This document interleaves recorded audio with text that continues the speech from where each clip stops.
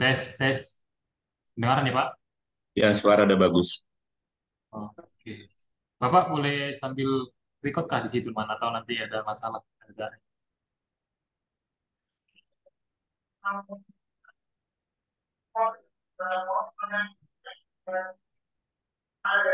Baik, kita mulai ya Bapak Ibu. Saya ulang kembali.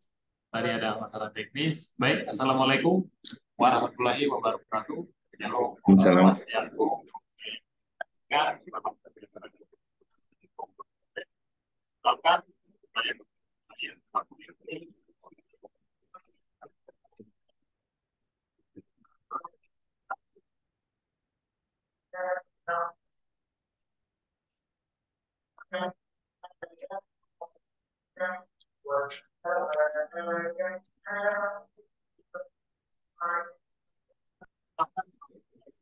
Pisah-pisahin, dipisah-pisahin.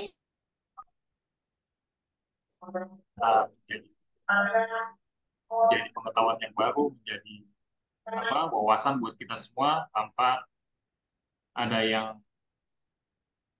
tidak kita tahu, kita bisa bertanya.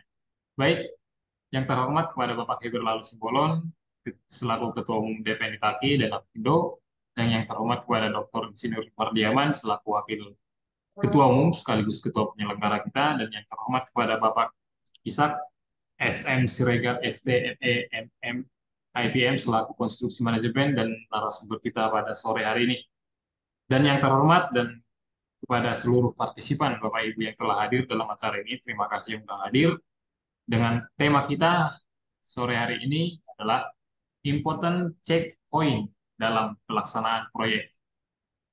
Baik, pertama-tama kita mari panjatkan puji dan syukur kepada Allah Subhanahu wa taala, Tuhan Yang Maha Esa, atas berkat dan karunia-Nya kita bisa berkumpul lagi, berjumpa lagi di dalam kegiatan webinar ini. Dan di acara ini diselenggarakan oleh Itaki dan Apindo. Baik, izinkan saya membacakan sedikit alur dari kegiatan kita ini. Yang pertama, pembukaan, pembacaan doa, menyanyikan lagu Indonesia Raya, dan yang berikut acara inti dari pemaparan isi materi kita, diskusi dan tanya jawab, foto bersama, dan terakhir penutupan. Baik, mungkin Bapak Ibu yang menginginkan e-sertifikat mungkin bisa mengisi link dan bisa melakukan pembayaran, dan bagi yang tidak menginginkan ini dibuatkan free ya Bapak Ibu. Baik, kita melakukan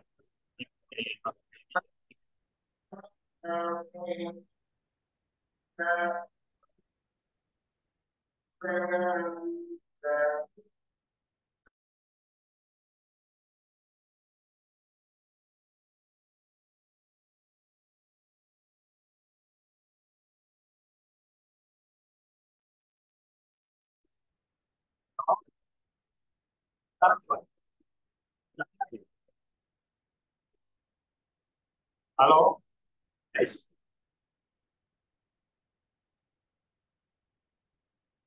Suaranya apalagi Pak Berlinton? Hilang ya Pak? Halo, tes, Nah, tes. ini kedengaran. Aduh, aneh. Oke, baik, tidak masalah.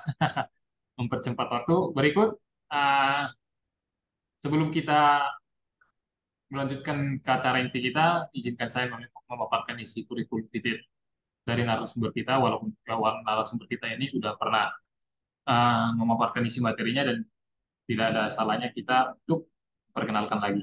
Sebentar, Bapak Ibu. Nah, baik. Kelihatan ya, Pak? Nah, ini Pak Isa ini udah beberapa kali mungkin kita sudah lihat, beliau adalah ahli dari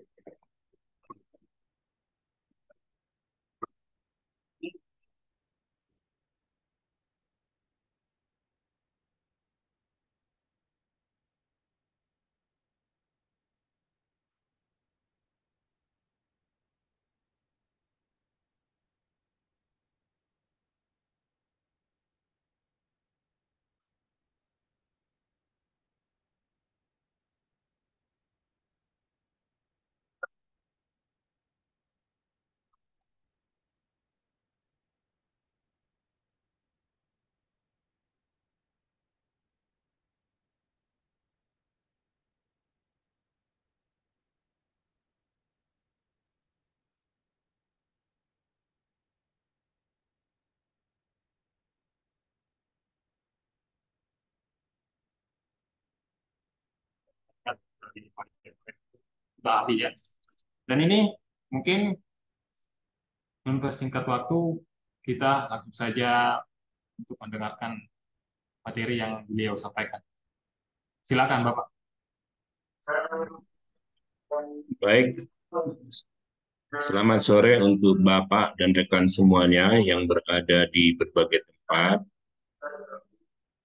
Saya mau mengecek suara saya, Pak Berlinton, terdengar, terdengar bagus ya.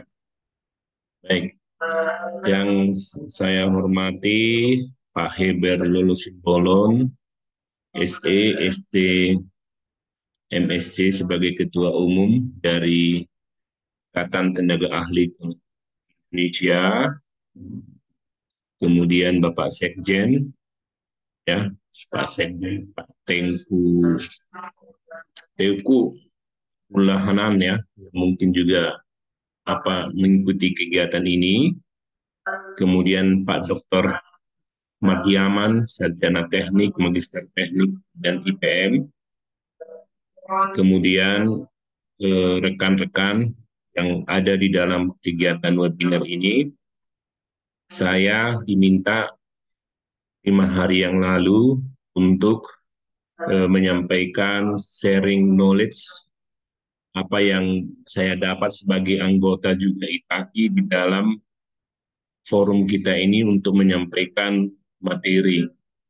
Nah, jadi izinkan saya mengambil topik yang tentunya saya alami, kemudian saya ketahui, dan kemudian saya evaluasi di lapangan sebagai kami sebagai construction manajemen untuk proyek di ruas tol dari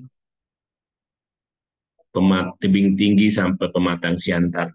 Nah, jadi hal yang saya angkat topik dalam seminar kita sebagai institusi pengembangan kapasitas engineer keteknikan sesuai dengan undang-undang keinsinyuran yang kita pahami maupun konstruksi adalah bertopikkan important checkpoint dalam pelaksanaan proyek. Nampak ya Bapak-Bapak? Nah, sebelum saya sampaikan presentasi ini, tentu kita berbahagia pada hari ini juga 95 tahun Sumpah Pemuda ya di Indonesia sebagai peringatan kita satu bertanah air, satu berbangsa, dan satu bahasa yang kita pakai, bahasa Indonesia. Nah, jadi walaupun saya melihat ada juga Pak Gufron, kalau lihat topinya Pak Gufron, kita ini sama-sama dari Bina Karya ya Pak Gufron. Mohon izin. Ya Pak, dari IKA Pak. Sama-sama di Bina Karya. IKA, Wirama Karya, Bina Karya, untuk konsultan bendungan Pamukulu Pak. Oh, Bapak di konsultan tol juga ya? Iya, ya. Oke deh, aman. Kenal Pak.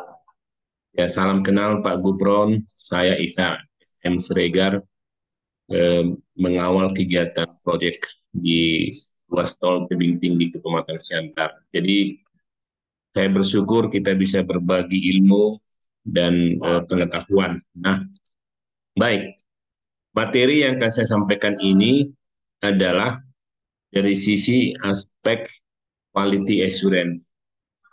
Jadi, bagaimana kita menjamin tahapan untuk dilakukan kegiatan selanjutnya. Kalimat important checkpoint sebenarnya sudah sering dalam gugus kendali mutu dipakai namanya holding point, yaitu satu kegiatan tidak bisa dilanjutkan sebelum kegiatan yang telah berlangsung dinyatakan telah memenuhi syarat. Nah, tetapi yang important checkpoint ini ada banyak beragam kegiatan dalam satu proyek seperti yang tergambar di sini. Tentu kita harus mempertimbangkan laju atau aktivitas yang begitu beragam. Apakah satu aktivitas harus berhenti sementara kegiatan yang lain mungkin dapat dipertimbangkan untuk dilanjutkan. Nah, sehingga kita mengambil kalimat important checkpoint. Ini pun kami masih belajar memahami dan mungkin dalam menerapkan di pola project. Nah, kemudian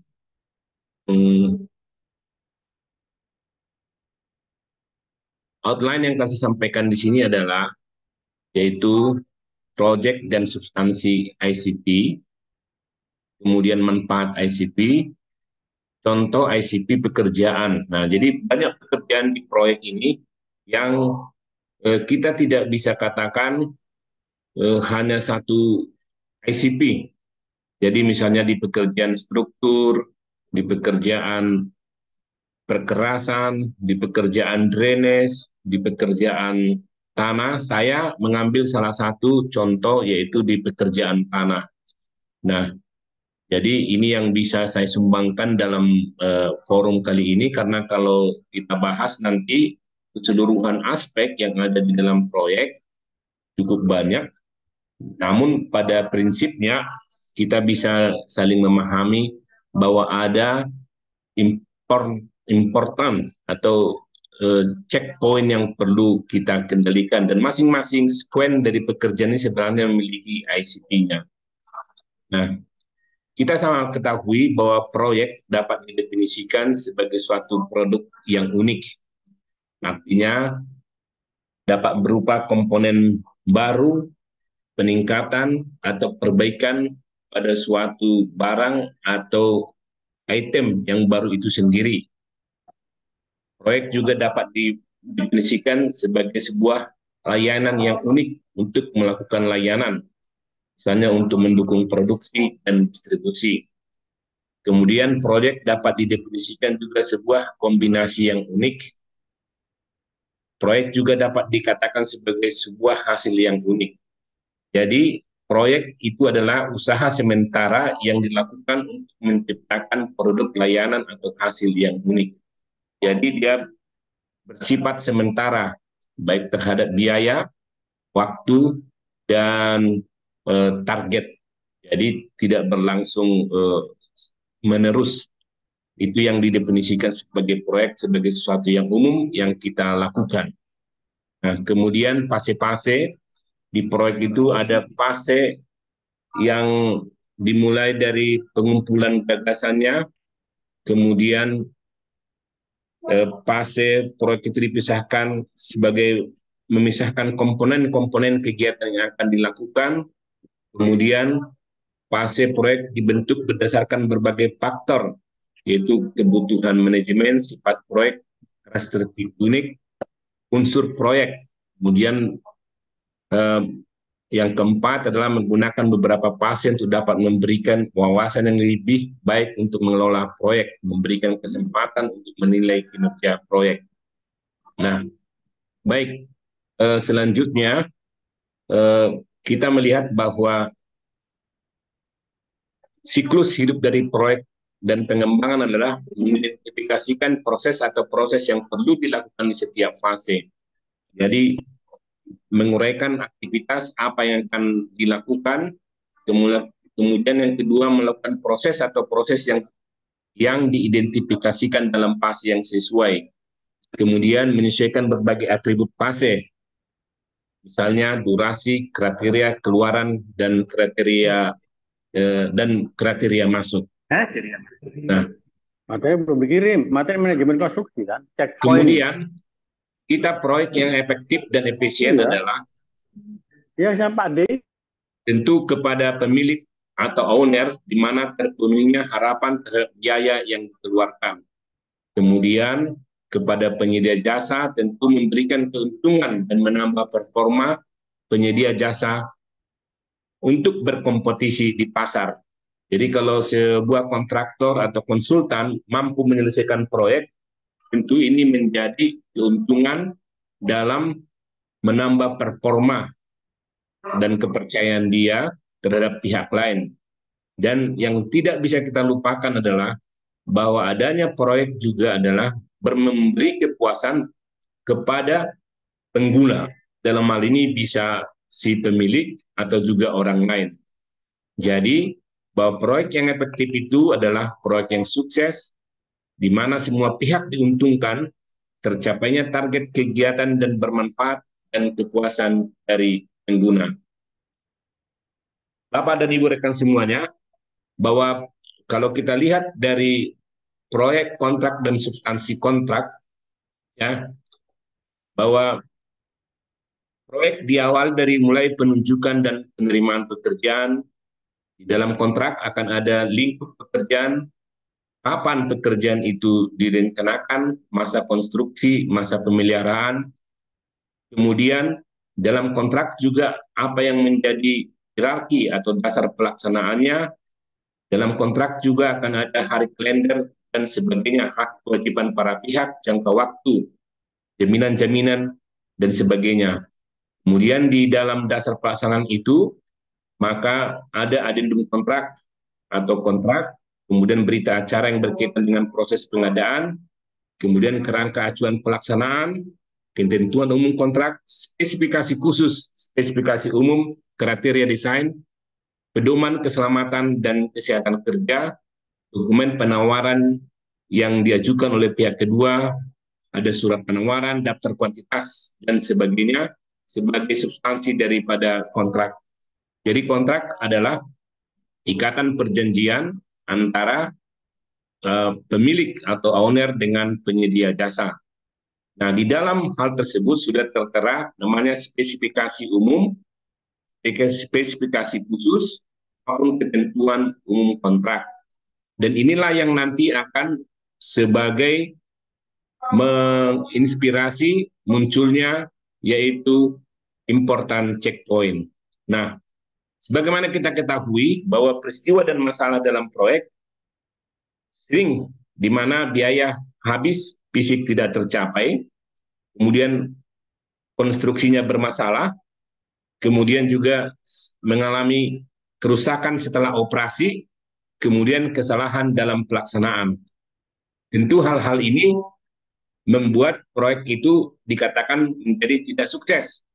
Nah, untuk menjadi dapat sukses, maka diperlukan adanya ini juga termasuk kegagalan saat konstruksi, adanya kecelakaan kerja, adanya keruntuhan konstruksi di saat pelaksanaan menjadi berdampak pada penilaian proyek tersebut menjadi buruk. Nah, jadi kegagalan konstruksi itu dimulai dari kesalahan kecil.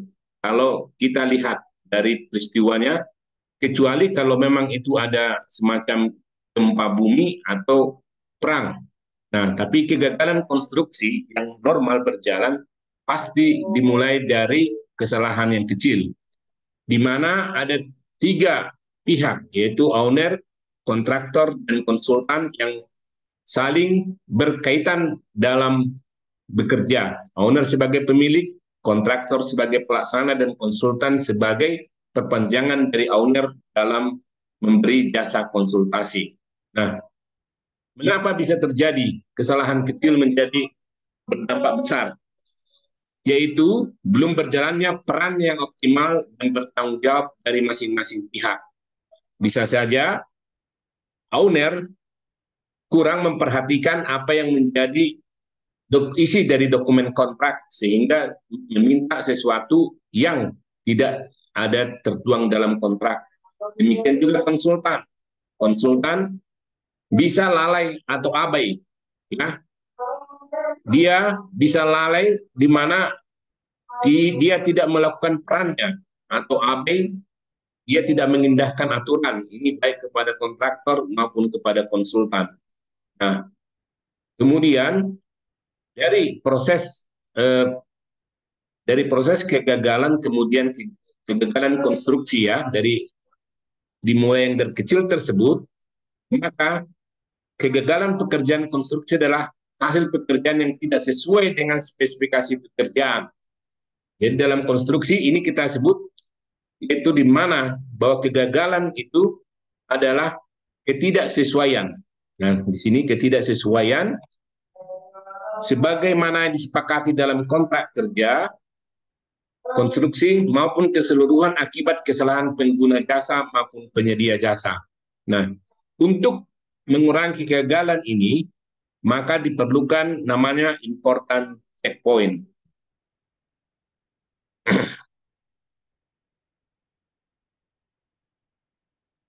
Lanjut.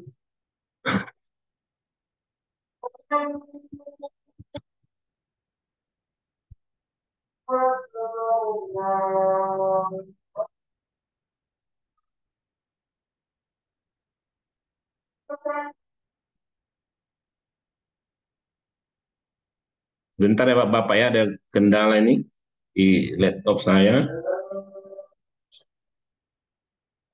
Saya coba ganti ya software-nya.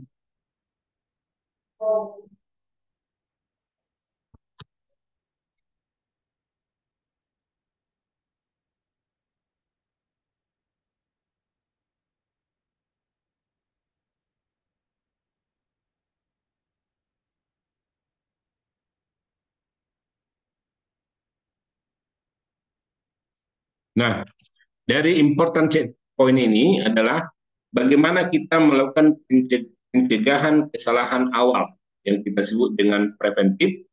Kemudian bagaimana kita melakukan penjaminan mutu, quality assurance, di mana terpenuhinya standar produk kualitas yang ditetapkan, kemudian tercapainya proyek yang efektif dan efisien.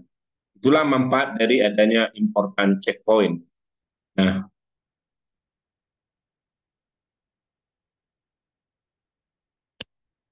kemudian saya akan ambil satu contoh, yaitu tentang sebuah pekerjaan tanah. Nah, bagaimana dalam spesifikasi teknis? Karena menjadi acuan dari important checkpoint adalah spesifikasi teknis, seperti diuraikan dalam S401, artinya divisi 401. Saya ambil ini dari pekerjaan spesifikasi umum untuk pekerjaan jalan tol.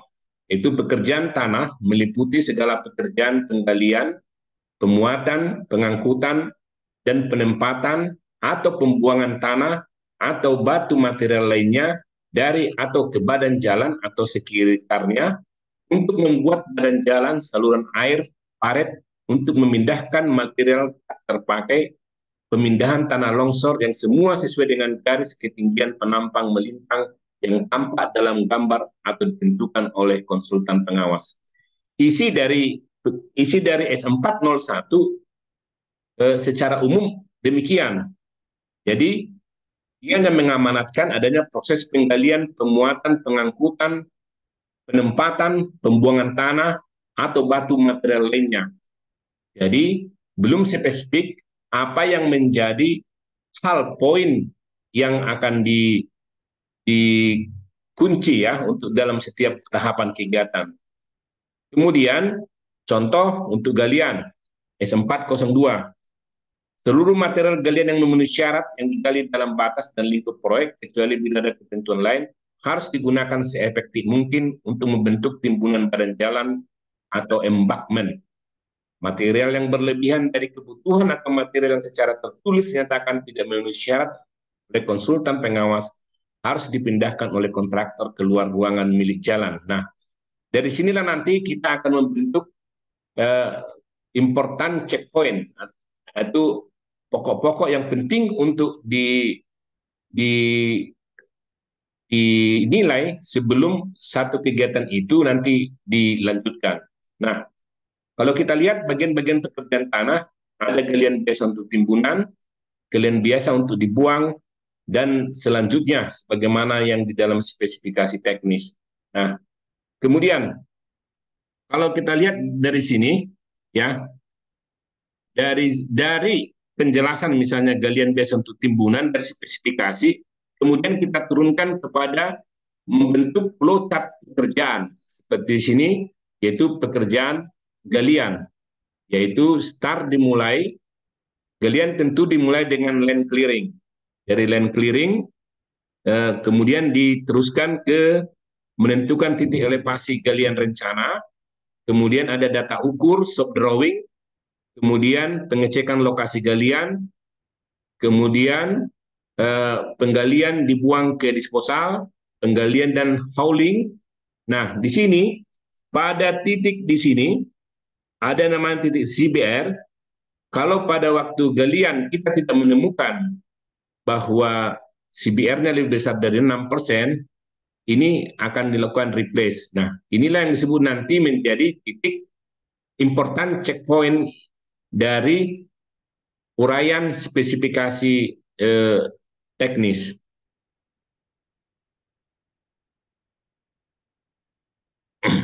Kemudian contoh juga di pekerjaan timbunan. Di pekerjaan timbunan juga ada hal yang sama, mulai dari land clearing, pengecekan lokasi timbunan, kemudian apakah kondisi tanah tersebut baik atau kondisi tanah itu jelek. Kalau kondisi tanah yang jelek akan dilakukan retest.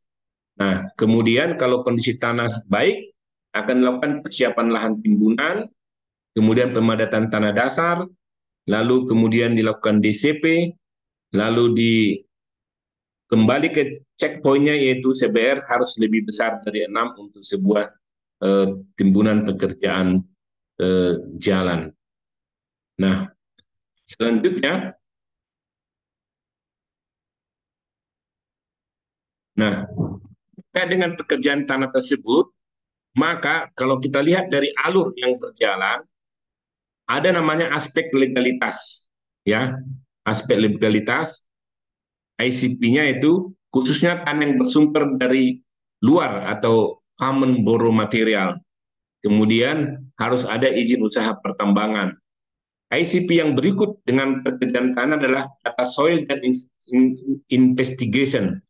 Nah, tadi kita sebut bahwa ada tanah yang layak dan ada tanah tidak layak, itu menjadi bagian dari ICP untuk kita melakukan pekerjaan tanah.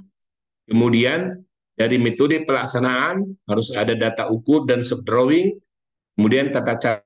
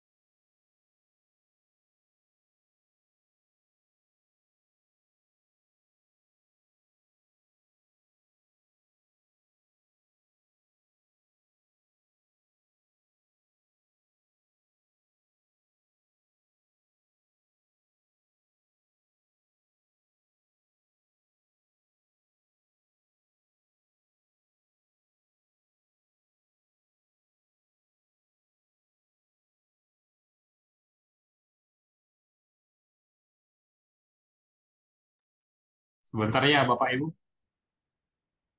info dari beliau katanya padam listrik di tempat beliau. Sebentar.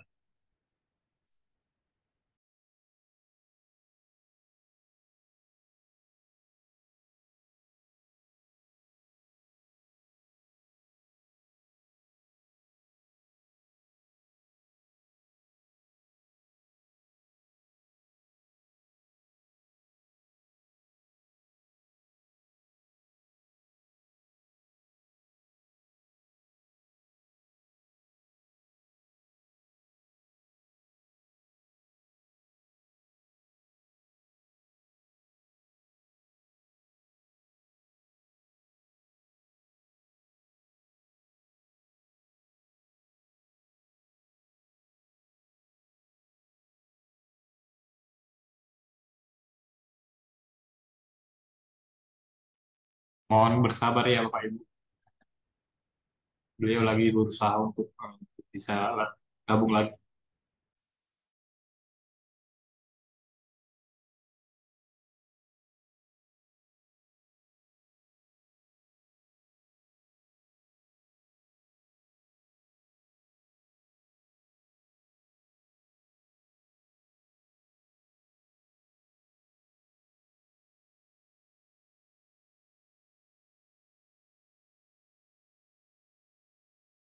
Masih kedengaran,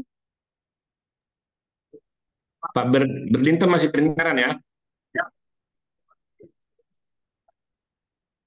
Oke,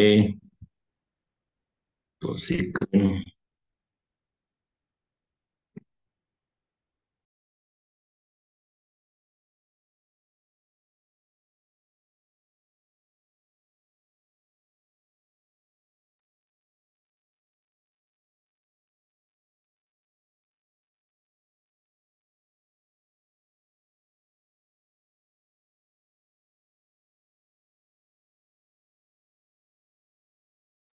Pak Berlinton bisa buka apanya? Share screen?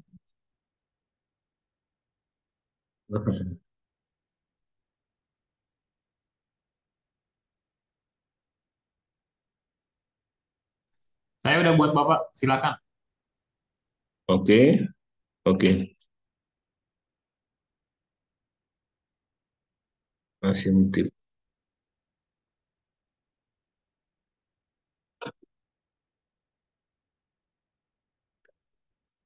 Ya, mohon maaf ya, Bapak dan rekan eh, profesional semuanya ini.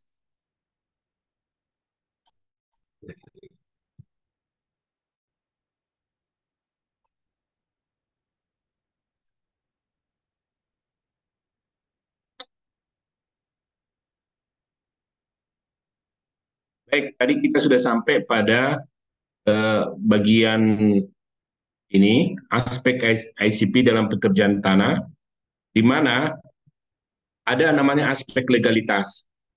Pekerjaan tanah sering menjadi bermasalah ketika tidak ada izin.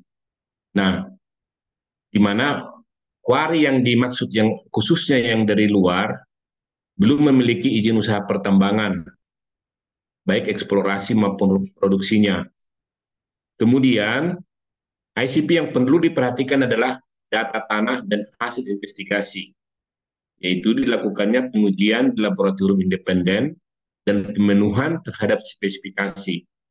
Kemudian, ICP yang penting diperhatikan juga adalah metode pelaksanaan yang menyangkut data ukur, shop drawing, tata cara pekerjaan pemadatan penimbunan, kemudian pengujian atau testing di lapangan, dan elevasi dari rencana atau finish grade. Nah, menyangkut pada regulasi, tentu kita sama ketahui bahwa eh, untuk penggunaan tanah common borrow material, maka harus memenuhi berbagai peraturan dan perundang-undangan. Nah, mulai dari Undang-Undang tentang nomor 11 tahun 2020 tentang Cipta Kerja, Undang-Undang nomor 3 tahun 2020 tentang perubahan Undang-Undang nomor 4 tahun 2009 tentang pertambangan mineral dan batu bara, dan sebagainya. Jika ini tidak terpenuhi, ya, hal yang perlu dicek ini akan menjadi problem ketika dilakukan pelaksanaan, di mana pihak pemerintah atau pihak masyarakat atau penegak hukum akan mempersalahkan pihak yang menggunakan tanah yang tidak berizin, dan ini bisa menjadi suatu alasan untuk mempermasalahkan. Nah, kemudian ini satu contoh yang kita pergunakan ya di semua pekerjaan untuk tanah yang dari luar yang dikeluarkan oleh pemerintah. Kemudian juga ada titik koordinat. Jadi rupanya dalam pengalaman pekerjaan tanah ini, kalau tanahnya diambil dari luar titik koordinat, itu para LSM atau pihak-pihak media akan menyorot bahwa ini adalah tanah yang ilegal. Sehingga dalam pengkondisiannya, pihak proyek harus memastikan bahwa sumber dari kuari yang diambil berada pada titik koordinat yang di dalam dokumen perizinannya. Kemudian juga terkait dengan tadi ada spesifikasi teknis, seperti ini diatur, misalnya pekerjaan tanah boro material harus memiliki PI maksimumnya 10%, TBR-nya minimal 6%, kemudian ada tebal hampar 20 cm, jika ada trial itu bisa lebih besar dari 30 cm, kemudian ada boro material pilihan, dan sebagainya menurut spesifikasi. Nah, kemudian untuk ICP juga mengendalikan bagaimana usulan dari kuari yang diajukan oleh pihak eh, kontraktor ya. Kemudian kita melakukan jarak tempuh, depositnya bagaimana, izin tambangnya bagaimana, dilakukan sampling, kemudian dilakukan analisa material terhadap gradasi, kemudian SPGR, ATT, Proktor, CPR, klasifikasi, dan sebagainya untuk adanya menjadi TPM. Nah, kemudian juga ICP juga mengatur proses approval material dari usulan pertama dari kontraktor, diajukan ke konsultan, kemudian ke tim pro, sampai nanti keluarnya yaitu persetujuan penggunaan material atau yang disebut dengan PPM.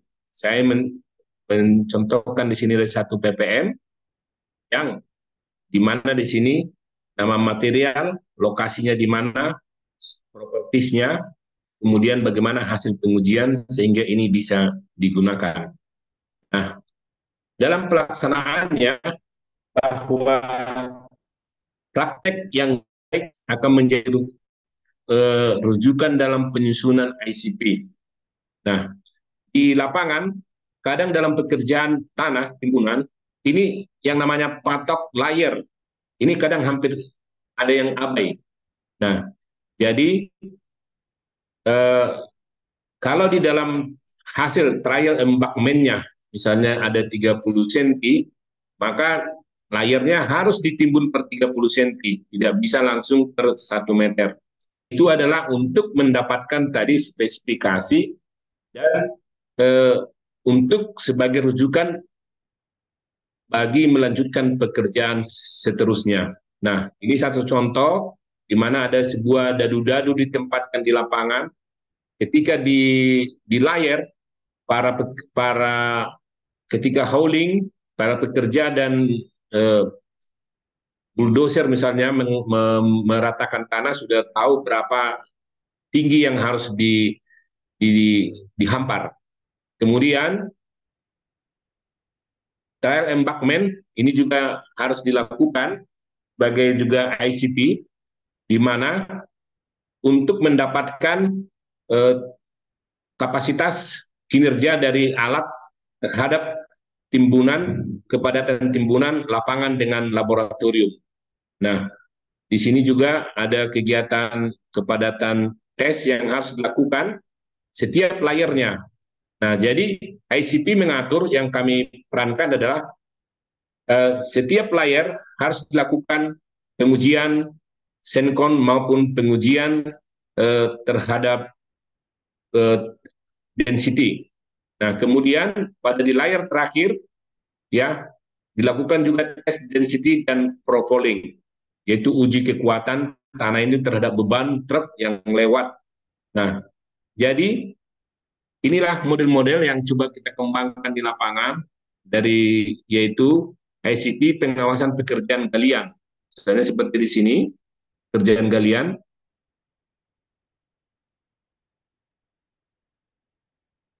Nah, ini galian untuk biasa ya. Jadi dari nomor persiapan, jenis pemeriksaan, uraian, ya atau tidak, dan keterangan. Nah, jadi ini diturunkan dari spesifikasi teknis, kemudian dari spesifikasi umum, kemudian dari RMPK, rencana mutu pengawasan, menjadi namanya daftar simak pengawasan. Dan ini kita sebut dengan ICP. Nah, kemudian ini untuk pembentukan badan jalan bisa dibaca Bapak dan Ibu di bahan materi yang sudah dibagikan. Kemudian apa yang dapat dari penggunaan ICP yang kami lakukan di proyek adalah bahwa important checkpoint ya merupakan bagian dari penjaminan mutu quality assurance untuk mencapai tingkat kualitas terbaik. Yang kedua, ICP bersumber dari spesifikasi umum, spesifikasi khusus, spesifikasi proses kerja atau RMPK, spesifikasi bertahap atau metode kerja, dan SOP. Jadi nggak mungkin kita membawa ke lapangan banyak buku, cukup dengan lembar ICP-nya. Jadi ICP dapat menjadi syarat melanjutkan pekerjaan atau request for work lanjutan untuk memastikan kualitas pekerjaan yang terbaik. Kemudian yang keempat, bahwa perbaikan di awal akan lebih mudah daripada perbaikan di akhir. Jadi itu salah satu penerapan yang kita coba lakukan dari sisi construction management terkait dengan penggunaan important checkpoint di lapangan. Ini salah satu pekerjaan tanah. Kalau pekerjaan struktur tentu ada juga memiliki form yang kita bentuk dari spesifikasi umum, spesifikasi khusus, dari spesifikasi proses kerja, maupun spesifikasi bertahap dari metode kerja dan SOP-nya. Demikian yang bisa saya sampaikan bahan materi untuk bahan pemancing diskusi kita pada sore hari ini. Saya kembalikan ke Pak Berlinton. Baik, terima kasih Pak, penjelasannya luar biasa. Kalau bagi saya ini suatu perkuliahan 2 SKS ini bagi saya, Pak. Baik, mungkin beliau udah di akhir penjelasan dari Pak.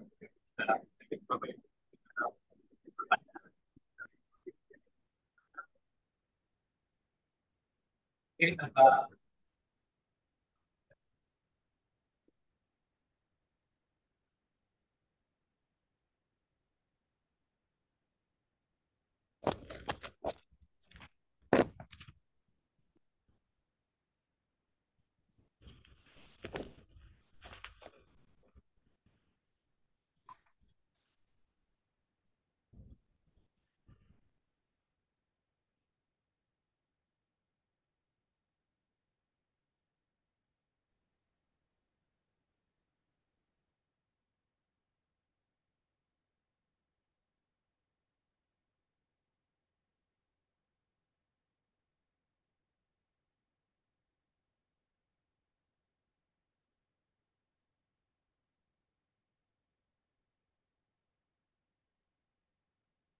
mungkin ada kebingungan dari kegiatan kita sore hari ini, mungkin bisa dipertanyakan Bapak Ibu supaya clear, ada jawabannya, kita diskusikan bareng-bareng.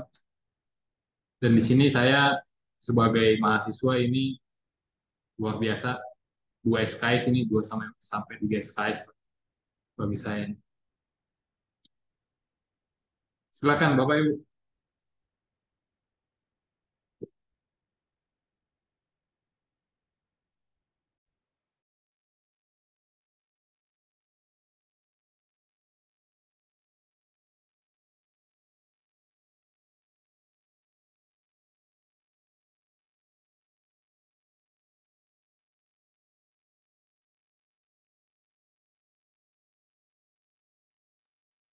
Wah, kayaknya udah jelas semua ini Pak Ishak, nggak ada yang mau bertanya.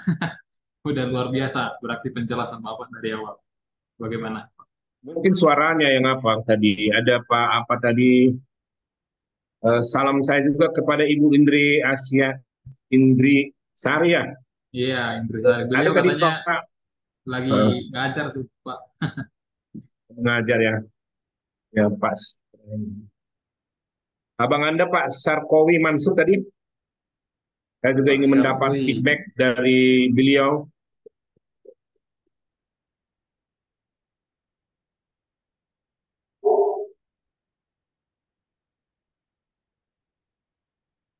Lagi bawa kendaraan juga ya.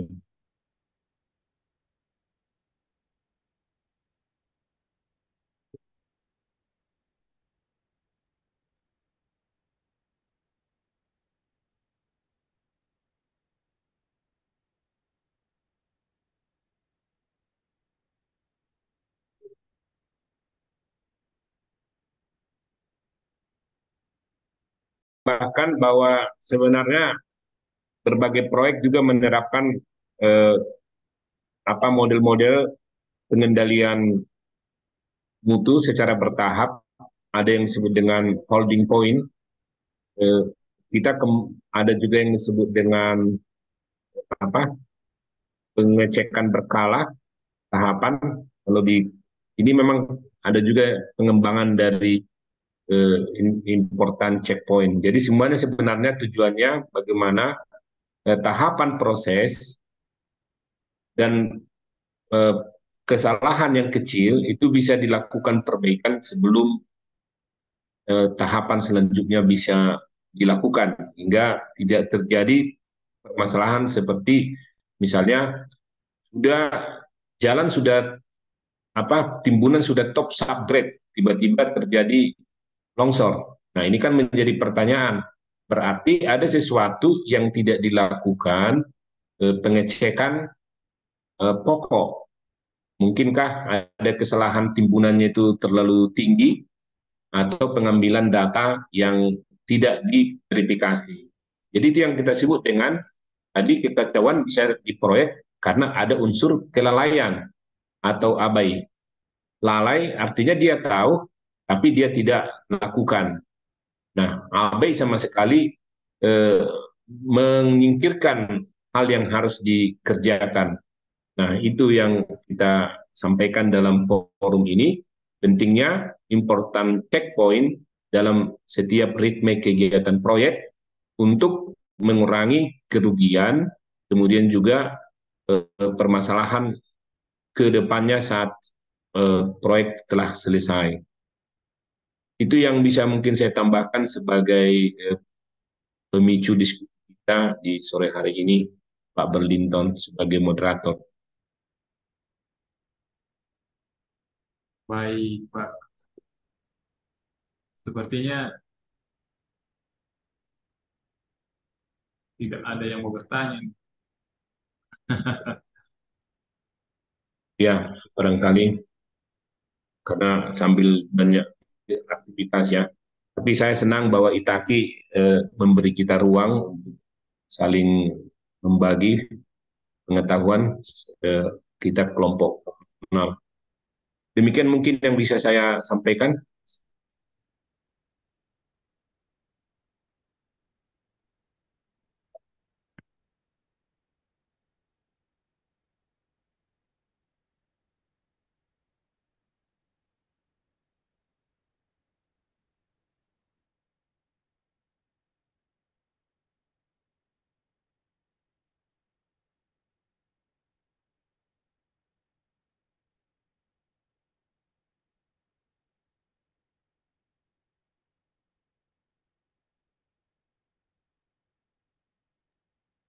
Mungkin jika tidak ada yang bertanya, kita bisa ini Pak akhiri.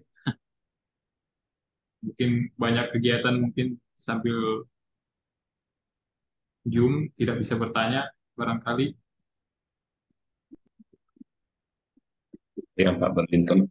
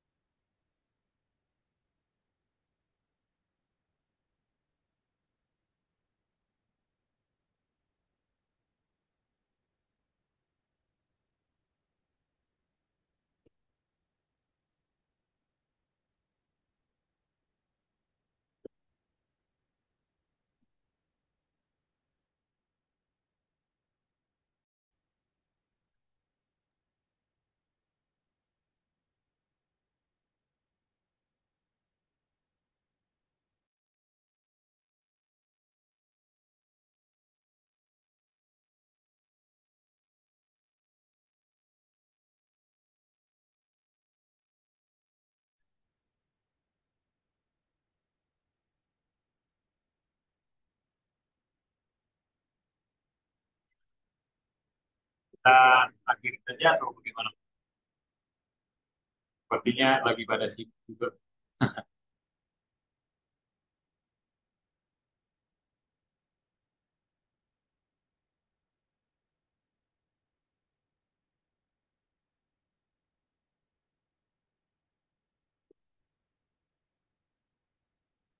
Izin Pak,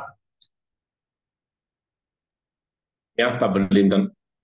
kita akhiri saja kegiatan kita. Ya, Baik, sebagai Baik. closing statement dari saya, bahwa proses kegiatan proyek memiliki aktivitas yang banyak. Pentingnya important checkpoint memberikan jaminan untuk pelaksanaan tercapainya mutu akhir yang baik.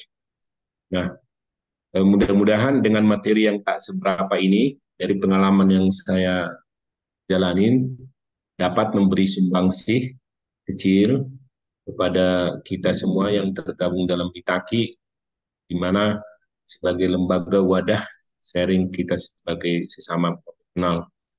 Kalau ada kata yang kurang atau ilmu yang masih kurang, saya mohon maaf. Ke depan kita bisa lagi memberi sharing ya, knowledge yang lebih eh, baik, saling bertukar pikiran. Terima kasih kepada Pak Gupron ya, yang sama rekan sebagai konsultan di Bina Karya ya, dan rekan Siapa? yang lainnya, Ibu dan Bapak sekalian. Itu sumbangsi kecil dari saya dari Kota Bukit Tinggi. Selamat sore. Baik, terima kasih Pak Siregar atas paparannya. Terima kasih Bapak sekalian, Bapak Selamat Ibu. sore. Terima kasih. Assalamualaikum.